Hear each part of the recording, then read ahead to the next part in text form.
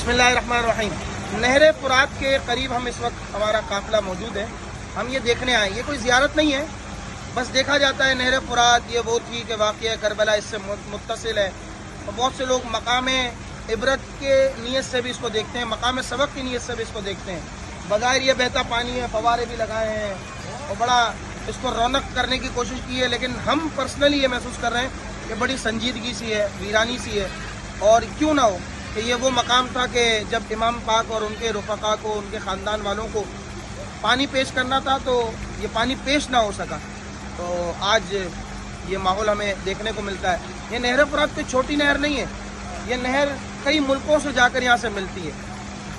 यहाँ पे इस वक्त पानी बह रहा है, लोग आ रहे हैं, लेकिन बात वही है ना, मैंने कई बुज़ुर्गों के हवाले से देखा है कि वो जब करबला में आते हैं तो वो यहाँ का पानी इस्तेमाल नहीं करते। ख़ास तौर से उन्हें ये मालूम है कि नहर